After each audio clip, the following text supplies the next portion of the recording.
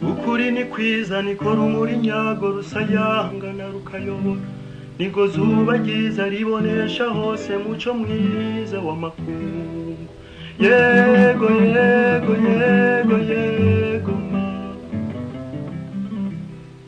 ukuri ni kwiza bakuzi neza bakwamizi wabo narindi kubabera inkingi mu byabo byose niko soko ry'amahoro yego yego yego yego ma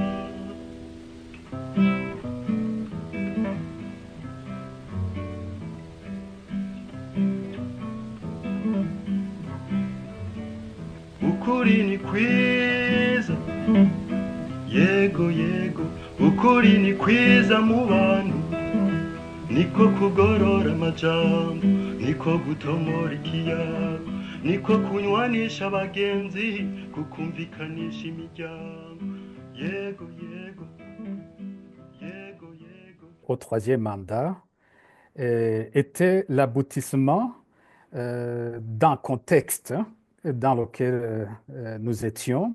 Nkurunziza a échoué à faire passer son projet de révision de la Constitution dans un Parlement qu'il dominait, où il avait une très large majorité. Il y a eu l'archevêque de Gitega qui en décembre s'est prononcé sur la question et qui a dit que nous n'étions pas des esclaves, que nous devions nous opposer à ce genre de dirigeants qui veulent piétiner la Constitution et que s'ils le faisaient, ils étaient en train de faire des Burundais des esclaves. C'est de là qu'est venu d'ailleurs le mot d'ordre de la campagne contre le troisième mandat quand nous disons Sindou Mouja, ça veut dire je ne suis pas esclave, nous ne sommes pas des esclaves de Nkurunziza.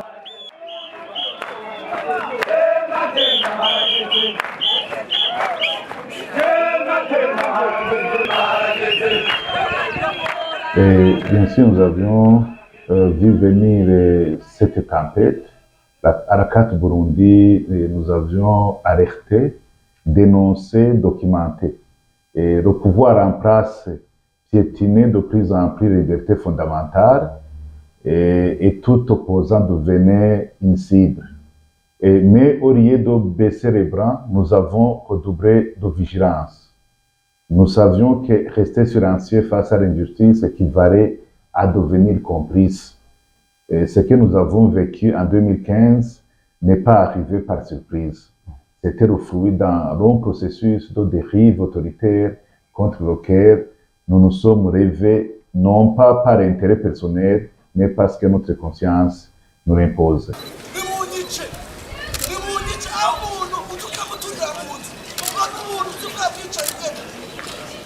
Des filières à gouvernance, des filières aux droits socio-économiques et tout ça.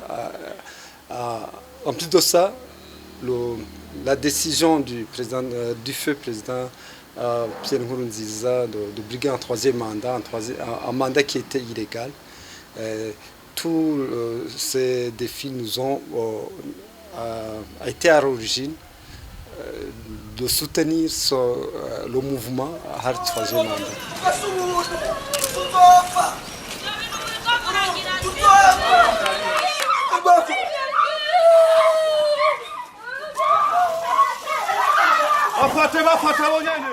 Nous, en tant qu'APRODH, on n'allait pas manifester, mais nous avons été contre la violation de l'accord d'Arusha comme une loi.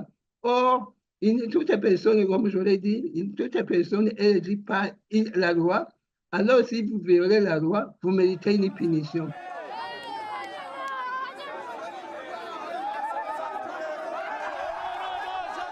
Au niveau de l'organisation régionale des avocats, qui rassemble plus de 13 000 avocats, cette organisation avait écrit une lettre au président après avoir analysé minutieusement la loi régionale et nationale et lui avait demandé de ne pas remettre le pays, de ne pas jeter le pays dans les affres de la guerre et de l'instabilité. Donc, si on essaye d'analyser les manifestations avaient été préparées pour qu'elles se déroulent dans la paix, mais le gouvernement a tout fait pour les étouffer dans la violence et dans le sang. Il y avait des Imbonerakure qui étaient envoyés parmi les manifestants pour identifier les jeunes qui manifestent, afin que pendant la nuit, on vienne les enlever pour les tuer. Il y a plusieurs centaines de jeunes qui ont été portés disparus. Mais le message que les Burundais ont voulu transmettre à leurs dirigeants est un message très clair et plus rien ne sera plus comme avant. Donc c'est pour cette raison qu'on a été auprès de la Cour de l'Afrique de l'Est pour essayer d'interroger par rapport à la légalité de ce que venait de faire la Cour constitutionnelle sous la menace des généraux qui l'ont obligé à changer son verdict.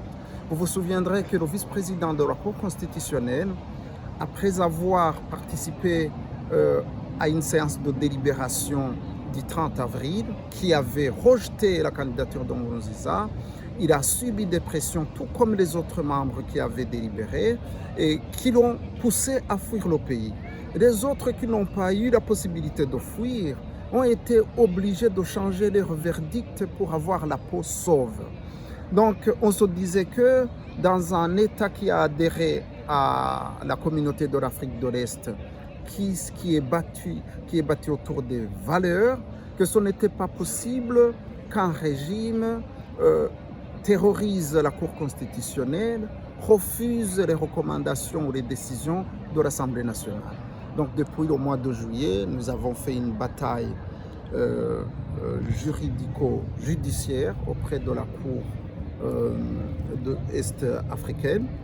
Et après 6 ans de bataille judiciaire, la Cour a fini par reconnaître que les personnes qui manifestaient, les personnes qui étaient opposées au troisième mandat défendaient effectivement la légalité constitutionnelle, car la Cour a déclaré que le troisième mandat était illégal.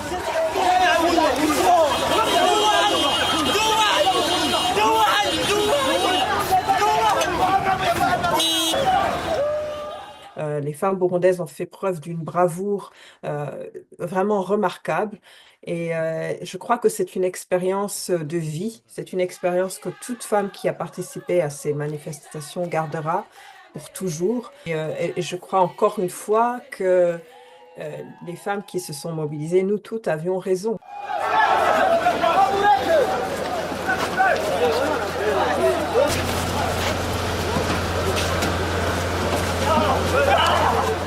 Je ne parle pas des conséquences directes où des organisations ont été radiées, d'autres suspendues, des médias brûlés, d'autres radiés, un mouvement d'exil de plus de 5% de la population, dont les cadres des ONG, les cadres des ONG locales et internationales, les entrepreneurs, des leaders politiques, les membres des partis politiques, les journalistes, les défenseurs.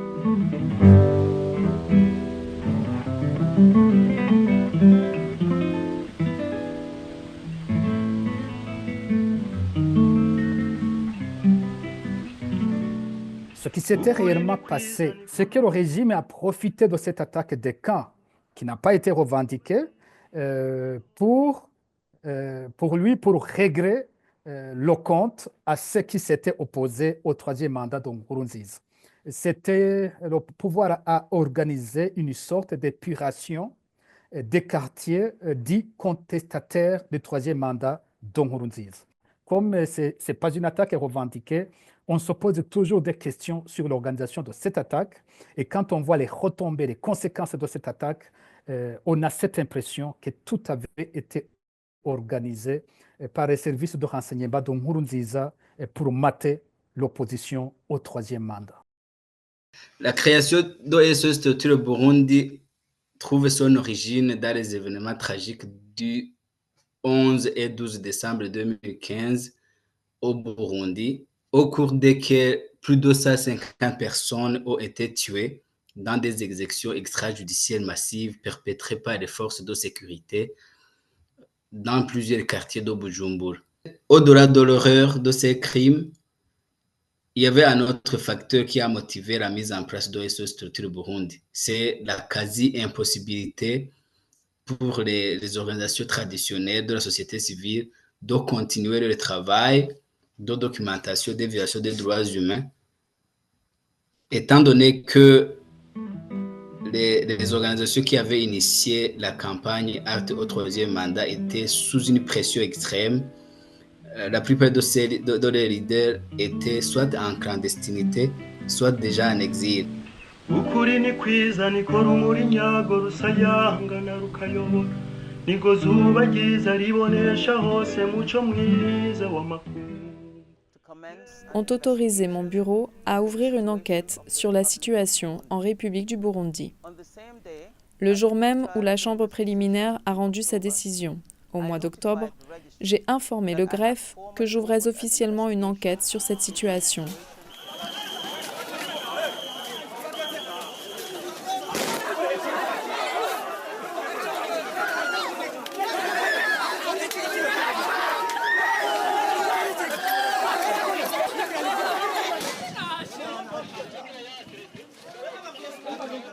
Lorsque la CPI prend une décision d'ouverture d'enquête, nous sommes dans un processus strictement juridique. Ça veut dire qu'au niveau de la CPI, le bureau du procureur est d'avis qu'il y a matière à enquête dans un pays, sur un territoire où il est compétent et où il peut agir éventuellement à l'encontre de personnes qui ont commis des crimes relevant du champ de compétences de la Convention de Rome. Et c'est ce qui s'est passé en fait au Burundi en 2015 et en 2016, lorsqu'après avoir vu l'évolution de la situation sur place, le bureau du procureur a estimé utile de lancer les enquêtes. Ce qui s'est passé au Burundi en 2015-2016, c'est évidemment une absence totale de poursuite à l'encontre des auteurs des crimes de répression, crimes contre l'humanité, de répression des personnes qui avaient manifesté contre le troisième mandat. Et c'est la société civile qui a été la première à alerter la communauté internationale sur les crimes qui ont été commis et qui continuent d'ailleurs à se commettre en toute impunité. Et cela à travers les rapports monitoring des violations graves des droits de l'homme, mais aussi à travers les missions de plaidoyer des leaders de la société civile auprès de plusieurs instances de prise de décision. Quelle que soit la durée, quelle que soit la période, les crimes qui ont été commis ou qui continuent à se commettre sont des crimes imprescriptibles, c'est-à-dire que, et comme on le dit d'ailleurs, le temps est le meilleur juge. ukuri ni kwiza bakuzi neza bakwamiza iwabo nari kubabera inkingi mu byabo byose niko soko ry'amahoro yego yego yego yego. En ce qui concerne la résilience, je peux affirmer que de nombreux réfugiés burundais l'ont développé. Malgré la gravité de la situation en Tanzanie, beaucoup refusent de rentrer de force, conscients qu'au Burundi, les disparitions et les assassinats ciblés d'opposants politiques persistent et continuent toujours. Un autre signe de résilience se manifeste dans les pays où les réfugiés sont moins harcelés. Là, ils tentent de mener une vie active. Certains s'engagent dans des activités de génération de revenus comme nationaux. D'autres travaillent dans des divers domaines et ils rencontrent des succès. ukuri ni kwiza yego yego ukuri ni kwiza mu bantu niko kugorora amajambo niko gutomora ikiyago niko kunywanisha abagenzi kukumvikanisha imiryango. Cette décision est une victoire morale pour toute victime oubliée. Et elle dit haut et fort que la torture au Burundi ne peut plus être niée et que le silence des bourreaux ne les protège plus. Et comme avocat de M. Epitan Shimirimana, j'ai porté sa voix jusqu'au Comité contre la torture des Nations Unies. Ce n'était pas seulement un acte professionnel, c'était un devoir. La décision reconnaît la responsabilité directe de l'État burundais et exigeait des réparations concrètes. Mais à ce jour, rien n'a été fait. Et je le dis sans détour, tant que cette décision ne sera pas exécutée, je poursuivrai ce combat, même à distance, même en exil. Car avocat digne de son nom ne déserte pas, car l'injustice triomphe. Le gouvernement burundais a été notifié de la décision de condamnation, mais on attend qu'elle puisse arriver à l'étape de l'indemnisation. Yego yego yego yego niko soko ry'amahoro iteka niteka soko ry'amahoro iteka niteka. Donc, devant le peuple burundais et devant l'histoire, il a été établi de façon définitive que c'est bel et bien le parti au pouvoir qui a opéré le forcing, qui a opéré le coup d'État contre la Constitution et que c'est partant ce parti qui a plongé le pays dans le gouffre. Donc l'héritage est là. Pour la première fois, les Burundais de tous les horizons, les Burundais de toutes les ethnies ont mené une lutte politique salutaire qui visait à redresser le pays, qui visait à refuser que le pays soit encore gouverné sous la coupe des personnes qui usent du sectarisme pour se maintenir au pouvoir. C'est vrai, le pays maintenant est plongé dans la pauvreté, il est plongé dans la peur, parce que ceux qui font l'usage de la force, plutôt de la loi de la force plutôt que de la force de la loi, se sont imposés, mais c'est pour un moment. Les martyrs que nous avons eus en 2015 seront le ciment, seront la fondation d'une nation qui respecte toutes ses filles et fils et qui les loge tous à la même enseigne. C'est la base d'un nouveau Burundi qu'on doit continuer à chercher pour qu'il émerge sur les cendres de ce qu'on est en train d'observer aujourd'hui, tellement le Burundi a descendu, continue sa descente aux enfers. On ne sait pas quand il va se relever, mais c'est la responsabilité des Burundais de voir comment changer la trajectoire de leur pays bien-aimé. Niko karenge kazira guhandwa niko kayago karuta ibikemanyi niwo mutima uruta amaronko.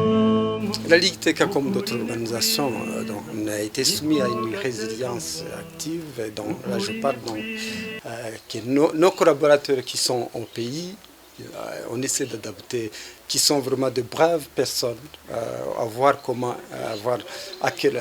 ils sont exposés à cette tyrannie qui s'est installée à Bujumbura, à voir comment le terrain est verrouillé, mais qui continue à nous fournir des informations. Mais là, je ne veux pas oublier l'équipe de la Ligue TK en exil aussi, malgré les défis qui couronnent les vies en exil, ils continuent de se battre, ils continuent à faire le travail. Mais là, si je parle des défis, ce sont des défis même liés à la sécurité là où ils sont. Qu'ils soient en exil ou qu'ils soient au pays, à l'époque où c'était encore possible,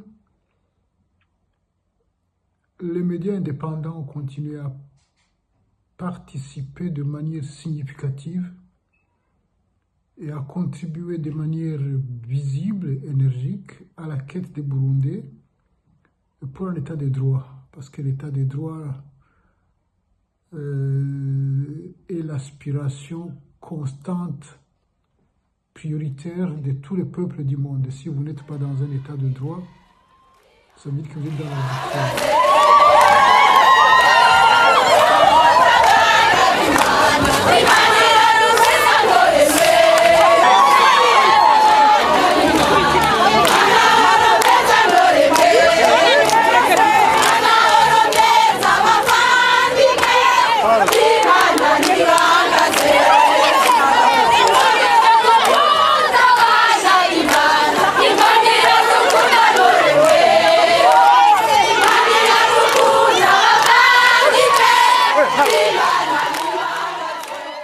nous avons réalisé que le maintien de la mobilisation des femmes et filles pour la paix et la sécurité au Burundi était un travail de longue haleine, nécessitant une approche holistique qui tient compte des défis spécifiques de l'exil, notamment le poids psychologique de cette situation, le manque d'emploi, le manque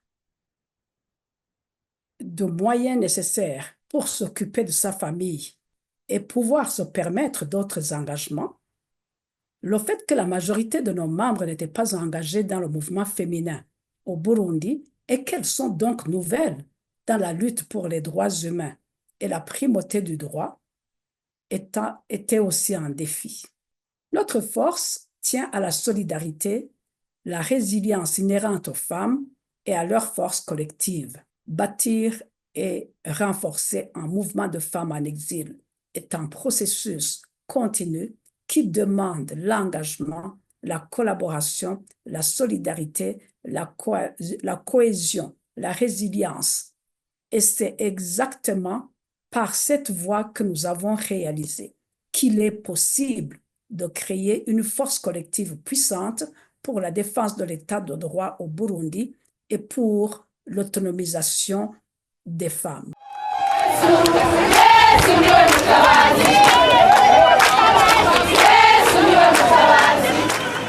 Nous venons de passer 10 ans en exil, 10 ans de lutte. Une lutte qui a été marquée surtout par des réalités de la vie en exil. Et ce qui est bien à noter, ce qui est bien à signaler, c'est que le mouvement des femmes et filles pour la paix et la sécurité au Burundi a continué à vivre. Il vit à travers la détermination des femmes qui sont restées debout, qui n'ont jamais cessé de croire que la paix, la justice et la dignité sont des valeurs, sont des droits que même en exil, on ne peut pas effacer en fait. Pour le mouvement des femmes et filles pour la paix et la sécurité au Burundi, je dirais aussi que ce qui nous permet de continuer, c'est la mémoire collective. Cette mémoire qui fait que nous gardons vivants les récits, nous gardons vivants les luttes et les espoirs des femmes et des filles burundaises. Et c'est cette mémoire collective qu'on essaye, je dirais, pour certaines de garder, de maintenir pour que on ne lâche pas, en fait, on ne lâche pas cette lutte, on ne lâche pas ce combat de la recherche de justice, ce combat de recherche je dirais, de reconnaissance quand même qui fait que aujourd'hui le Burundi reste, je dirais, en deuil pour certaines femmes.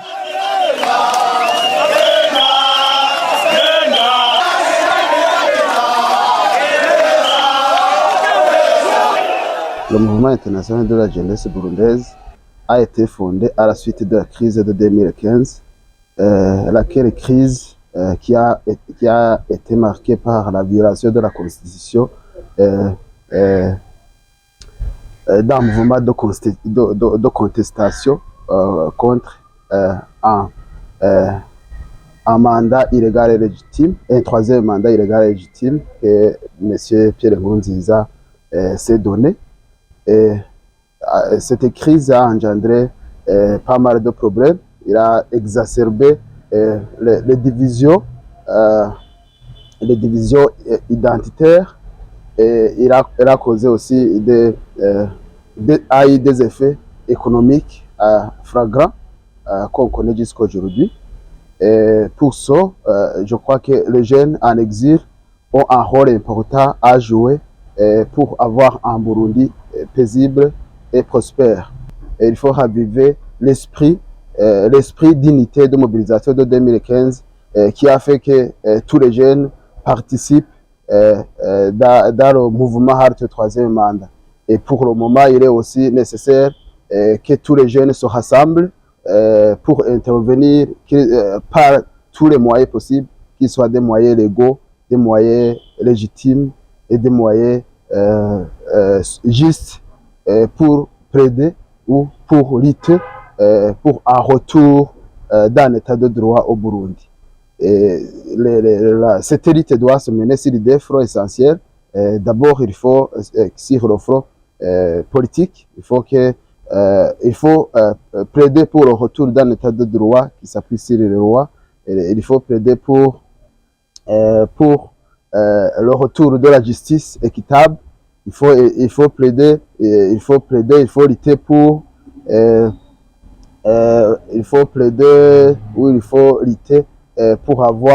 pour asseoir la justice et la préparation des élections crédibles. Mais aussi, il faut, sur la dimension sociale et économique, il faut lutter pour éviter les inégalités sociales et économiques qui se trouvent au Burundi pour le moment. Nous avons continué à faire notre travail. Nous avons mis en place des stratégies pour continuer à faire le monitoring, la documentation des violations des droits de l'homme. Nous avons aussi continué à produire des rapports alternatifs, l'examen périodique universel, les organes de traité pour continuer à montrer la situation du Burundi. On a envoyé plus de 2000 communications à la Cour pénale internationale et maintenant nous attendons à ce que le dossier puisse avancer jusqu'à ce qu'il lance des mandats d'arrêt contre les présumés auteurs. Nos collègues qui sont au pays, ils ne peuvent pas parler comme nous parlons à l'extérieur. Ça fait 10 ans que nous sommes à l'étranger. On a vu que la crise burundaise est une crise oubliée au niveau de la communauté internationale. On ne parle plus du Burundi, mais on continue le combat, on continue la lutte. On a dit qu'on n'abandonnera jamais et on espère bien que demain après demain, il pourrait y avoir une évolution positive aussi dans notre pays pour que nous puissions rentrer et continuer notre lutte en étant au pays. Niko gutsinda utudumbi dumbi n'amacakubiri mu bantu yego yego yego yego niko soko ry'amahoro itekana itekana soko ry'amahoro itekana itekana niryo jambo riruta yandi gera nk'ikirezi niyo nkingi niyo nkinzo niryo teka riranga intore niwo mutamana niyo ntahe nibwo buntu ukuri ni kwiza niko gateka mu bantu ukuri ni kwiza nibwo butore mu bantu ukuri ni kwiza niko rumuri nyago rusayangana rukayobora nigo zuba ryiza ribonesha hose muco mwiza w'amakungu yego yego yego yego